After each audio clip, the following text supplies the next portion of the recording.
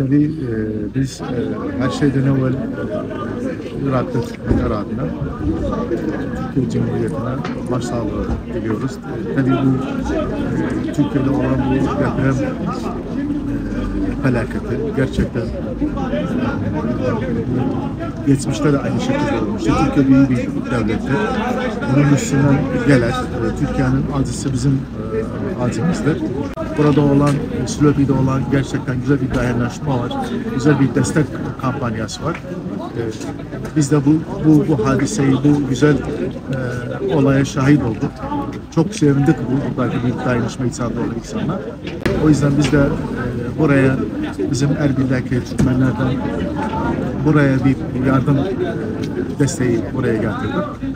Biz bu depremde hayatını kaybeden Yüce Allah'tan dilerim yerleri, mekanları cennet olsun. Yaralı olan kişiler de, vatandaşlarımıza da acil şifalar diliyoruz. Ülkemiz çok ciddi bir afetle karşı karşıya.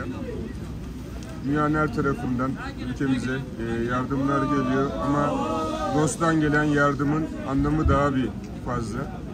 Irak Türkmenleri adına Sayın Bakanımız yardım malzemeleriyle birlikte ülkemize giriş yaptılar. Biz de yardım malzemelerini teslim aldık ve afet bölgesine ivedi bir şekilde ulaştıracağız. Bu anlamda kendilerine çok teşekkür ediyorum. Bütün kardeşlerimize çok şükranlarımı iletiyorum, selamlarımı iletiyorum.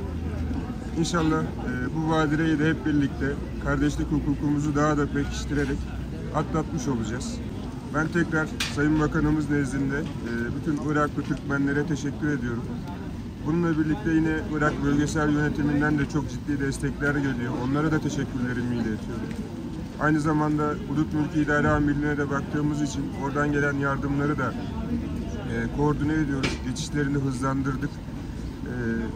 Bütün Iraklılara, Irak'taki Türk, Kürt, Arap bütün kardeşlerimize bize destek olarak teşekkür ediyoruz. Yanımızda olduklarını bilmek bize mutluluk veriyor, huzur, güven veriyor.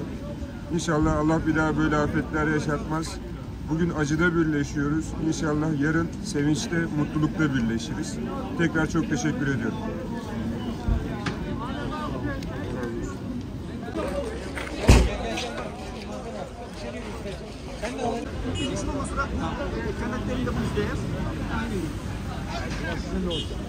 Allah yardımcınız olsun.